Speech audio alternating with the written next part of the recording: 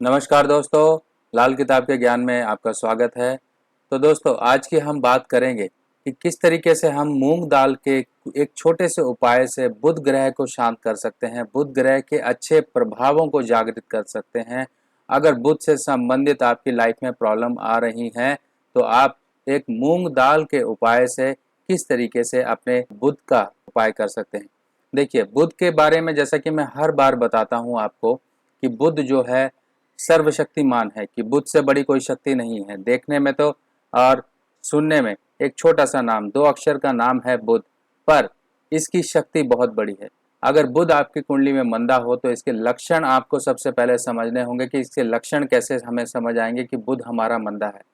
दांतों की कोई प्रॉब्लम, नाड़ियों की कोई प्रॉब्लम, बोलचाल में कोई प्रॉब्लम, आपकी बोलचाल जो है लोगों को इम्प्रेस कर पाती है कि नहीं, उसकी प्रॉब्लम, आपके काम धंधे में कोई दिक्कत, आपका कोई बिजनेस है तो उसमें प्रॉब्लम, आपके पैसे फंसना लोगों में, आपको राज दरबारी खराबी यानी कि आपके काम काज में किसी तरह की खराबी, आपकी बहन, बुआ, मौसी, लड़की, इनको किसी न किसी प्रकार की दिक्कत, आप में एक अनचाहा गुस्सा, एक अनजान भय, एक अनजान डर, दिमागी खराबियां, कोई न्यूरोलॉजिकल डिसऑर्डर्स, ये सारे के सारे बुध से संबंध रखते हैं। अगर बुध आपका मंदा होगा तो इनसे जुड़ी हुई आपको जानदार और बेजानदार चीज़ों पर इसके लक्षण आपको नजर आएंगे। अब आपको इनसे संबंधित कोई लक्षण नजर आ रहे हैं, आपकी रातों की नींद डिस्टर्ब है, आपको पैसे की दिक्कत है, आप कर्जे में दब गए हैं, आपको कहीं पर भी सपोर्ट नहीं मिल रही है, आपके अपने आप से दूर हो चुके हैं, तब ये समझ लेना कि आपका बुध मंदा है। देखिए, हर कोई जानवर और हर एक पक्षी, परिंदा, ये सब किसी न किसी ग्रह को रिप्रेजेंट करते हैं। जैसे कि एक लॉजिकली आप बात को समझिए, लाल किताब में उपाय के तौर पे कहा गया है कि अगर आपका शुक्र मंदा है तो शुक्र की कारक वस्तु जैसे कि ज्वार, हरा चारा, चरी जिसे बोलते हैं, ये आप गाय को देना शुरू करें। तो गाय क्या करेगी, शुक्र मंदे का जो मंदा अंश है वो गोबर के रूप में बाहर करेगी और आपके शुक्र को अच्छा करेगी। ऐसे ही हम पक्षियों को कई बार दाना डालते हैं, बाजरा डालते हैं, चावल डालते हैं, चिचोली डालते हैं, ये सब चीज़ें डालते हैं ताकि आपके मंदे ग्रहों का प्रभाव दूर हो। तो यही एक इसी से संबंधित एक उपाय होता है कि बुध यानी कि मूंग दाल, साबुत मूंग दाल जो होती है बुध को रिप्रेजेंट करती है, उसका रंग जो है वो हरा है और वो भी बुध को रिप्रेजेंट करता है। बकरी, बकरी भी बुध को रिप्रेजेंट करती है। तो हम कई बार क्या करते हैं, उपाय के तौर पे ये बताते हैं कि आप मूंग दाल बुधवार के दिन बकरी को खिलाते रहें।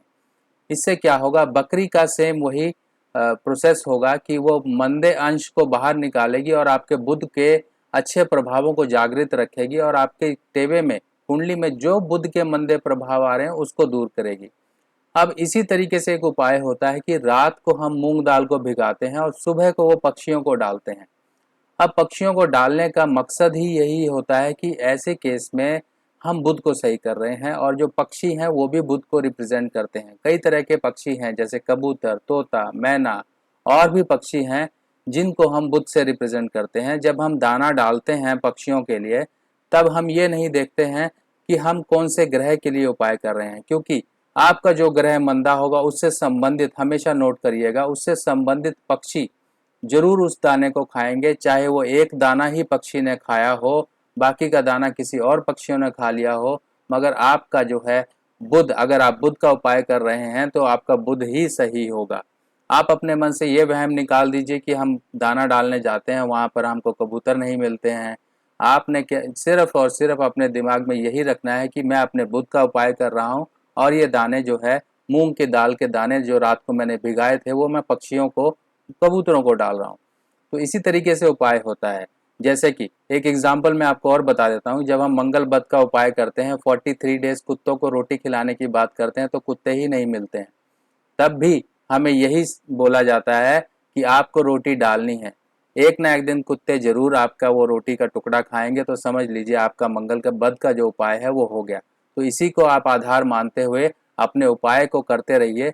पक्षी ने जब खाना होगा, आपके ग्रह सही होने होंगे तो वो 100% वो खाएंगे। आप अपने सच्चे मन से और एक अच्छे नियत रख के ये उपाय करते रहिए, आपका भला होगा। अब उपाय के तौर पे कई तरह के उपाय कहे जाते हैं, जैसे कि मान लीजिए बुध आपके टेवे में अगर खाना नंबर 3 में, खाना नंबर 8 में, खाना नंबर 9 में या खाना नंबर 12 में बैठा हुआ है, तब इस केस में बुध मंदा होगा। अगर बुध मंगल के साथ में है, केतु के साथ में है, चंद्र के साथ में है, राहु के साथ में है, तब इस केस में भी बुध मंदा होगा। तब आपको ये स्पेसिफिकली बन जाता है कि आप ये उपाय करें। अब मूंग दाल का उपाय तो हम करते ही हैं। अगर बुध आपका मंदा है तो स्टील का फौलाद का जो छल्ला होता है, जिसे बुध का छल्ला कहा जाता है, वो जरूर पहन के रखिए, ताकि आपका बुध भी, उसको शनि की सपोर्ट मिलती रहे। शनि उसका मित्र है और शनि है चुस्ती चालाकी। अगर बुध बुद्धि है तो चुस्ती चालाकी हमें शनि से ही मिलती है, जो कि फौलाद का रूप है। फौलाद में हमने बुध के एक गोल दायरा, जिसे कि हम छल्ला बोलते हैं, वो पहना, और शनि की फौलाद की जो कारक वस्तु है वो पहनी, यानी कि एक हमने स्टील का छल्ला पहना, जिससे कि हमारा बुध सही रहा। और इसके साथ साथ हम छोटी कन्याओं को कुछ ना कुछ हरा देते रहें, हरे रंग का, जैसे कि कपड़ा वगैरह हुआ, या पेन पेंसिल, या फिर पेन भी आजकल के ग्रीन कलर के मिल जाते हैं। निब कोई भी हो, यानी कि उसके अंदर इंक कोई भी हो, ऊपर ग्रीन कलर हो, आपका बुध का उपाय होगा। आपका बुध का रंग उसमें शामिल होना चाहिए। और इसके साथ साथ आप जो बकरियों को, बकरी वगैरह होती हैं, उनको आप मूंग दाल देते रहिए। अगर बुध आपका बहुत ही ज़्यादा परेशानी वाला है, तब इस केस में नाक छेदन भी कहा जाता है। नाक में चांदी की तार डालनी होती है, 100 दिन के लिए वो रखनी होती है। तो आप लोग ये कंफ्यूज रहते हैं कि कितने दिन रखनी है। ये 100 दिन के लिए रखनी होती है। 100 डेज का ये उपाय है। 100 डेज से पहले नहीं निकालनी होती है। और जब 100 दिन पूरे हो जाते हैं, आपको बुध संबंधी रिलीफ मिल गया, तब इस तार को निकाल के आप जल प्रवाह करें। अब इसके बाद हमें मूंग दाल का उपाय कैसे करना है, किस तरीके से उपाय करना है। कई बार हमें धर्म स्थान में मूंग दाल को पहुंचाने के लिए कहा जाता है, कई बार पक्षियों को खिलाने के लिए कहा जाता है, कई बार हमको ये कहा जाता है कि मूंग दाल से भरी हुई ये मटकी जो है आप जल प्रवाह कर कराइए। अगर हम जनरल उपाय की बात करें तो ये चीज़ें हमें देखनी पड़ती हैं कि खाना नंबर 2, यानी कि अगर हमें ये बोला जाए कि हम मूंग दाल से बना हुआ हलवा जो है मंदिर में दान करें, मंदिर में जाके प्रसाद के रूप में बांटें, या फिर हम मूंग दाल को जल प्रवाह करें, हमें ये जरूर देखना होता है कि खाना नंबर 4 या खाना नंबर 2 में किस तरह के ग्रह हैं। पर इन जनरल रेमेडी आप पक्षियों को मूंग दाल कभी भी किसी भी समय खिला सकते हैं। इसके लिए हमें कोई टेंशन लेने की ज़रूरत नहीं है। पर ये चीज़ें और ये बातें हमें बिल्कुल ध्यान में रखनी होंगी कि कब हमें मंदिर में खिलाना है, कब हमें जल प्रवाह करना है। इन चीज़ों के पीछे काफ़ी लॉजिक होता है, इसको आप समझ कर ही करिएगा। पक्षियों को खिलाने के लिए कोई लिमिटेशन नहीं है, कोई बाउंड्रीज नहीं है, कोई किसी तरह की रेस्ट्रिक्शन नहीं है, आप कर सकते हैं। अब पक्षियों को खिलाने का क्या तरीका है, पक्षियों को खिलाने का या बकरी को खिलाने का तरीका क्या है। देखिए, मूंग दाल साबुत मूंग दाल होती है और ये दाना थोड़ा सा हार्ड होता है, पक्षी इतना हार्ड दाना नहीं खा पाएंगे। तो तरीका यही होता है कि रात को उसे पानी में भिगाएं, एक मुट्ठी मूंग की दाल आप पानी में भिगाएं, और सुबह उनको उठकर सूर्योदय कालीन में जब आप सैर वगैरह पे निकलते हैं, या उस समय आप कोई ऐसी जगह देख लें जहाँ पर पक्षी नॉर्मली आते हैं, वहाँ पर आप डालते रहें। लोग घर में डालते हैं, कई लोग अपनी छत पे डालते हैं, ये काम बिल्कुल ना करें। ये आपके मंदे ग्रहों का यानी कि असर दूर नहीं करेगा, आपको और परेशानी में डालेगा। घर की छत पे ये काम बिल्कुल ना करें। अगर आपके घर के सामने कहीं पर कटोरा रखा है पानी का, वो है, तो आप ये सब कुछ कर सकते हैं। पर घर को ये अवॉइड करें कि आप घर के अंदर ही उन्हीं ग्रहों से संबंधित उपाय कर रहे हैं। आप बाहर जाके करेंगे तो बहुत अच्छे रिजल्ट मिलेंगे, घर में वो रिजल्ट आपको शायद ना ही मिल पाए।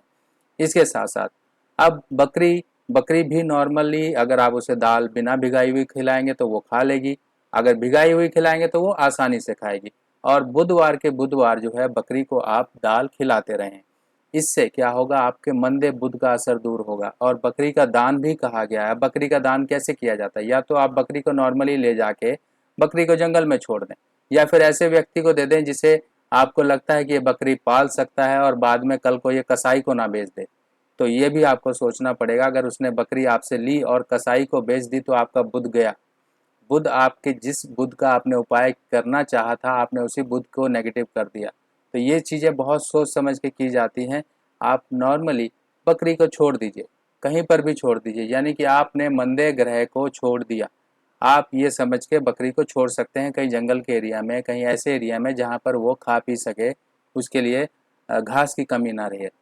ये उपाय कर सकते हैं। अगर बकरी आपको मिल जाए, आपके गांव वगैरह में कई बार मिल जाते हैं, कहीं पर ऐसे शेल्टर्स होते हैं, कई बार ऐसे फार्म होते हैं जहाँ पे बकरियां लोग पालते हैं, बकरियों का दूध वगैरह यूज़ करते हैं।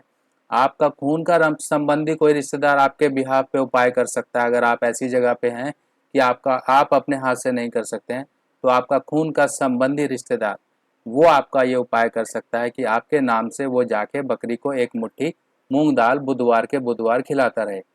और अगर बुध फिर भी आपका मंदा है तो नागछेदन करवाएं। बुध से संबंधित देखिए, हमें बुध यानी कि बुद्धि आपके साथ 24/7 चलने वाली वो बुद्धि को आपको बिल्कुल ही करेक्ट रखना है। कब किस समय आप कैसा जवाब दे दें, कब किस समय आप कैसा रिएक्शन ले लें, कब किस समय आप क्या स्टेप उठा लें, ये सब बुद्धि से डिपेंड करता है। अगर बुद्धि ही सही नहीं है तो आपकी सब चीज़ें खराब होंगी। तो बुध यानी कि बुद्धि को सही रखना बहुत ज़रूरी है। और मंदे बुद्ध वाले लोग अपने दांतों का जरूर ख्याल रखें। जरूरी नहीं कि आपको मूंग दाल ही खिलानी है, पर अपने दांतों का ख्याल रखें। अपनी छत को साफ रखें। अपनी छत पे गमले, घर में चौड़े पत्ते वाले पौधे, अपनी बहन बुआ मौसी उनका आशीर्वाद लेते रहें, उनका सम्मान करते रहें, उनको खुश रखें। यही सब छोटी छोटी बातें होती हैं जिनसे हम अपने ग्रहों को अच्छा रखते हैं। तो दोस्तों, मैंने आज आपको कुछ इसमें क्लैरिफिकेशन और इससे संबंधित चीज़ों की जानकारी देने की आज यहाँ पे कोशिश की है। आपको कैसी लगी ये जानकारी, फीडबैक और कमेंट्स में ज़रूर बताइएगा। वीडियो अच्छी लगी हो तो लाइक ज़रूर कीजिएगा, सब्सक्राइब ज़रूर कर लेना और साथ ही साथ वीडियो को शेयर ज़रूर कर लेना, ताकि और लोग भी इससे कुछ फ़ायदा ले सकें। तो दोस्तों, नेक्स्ट वीडियो पोस्ट में फिर मिलेंगे, तब तक के लिए आज्ञा दीजिए। नमस्कार।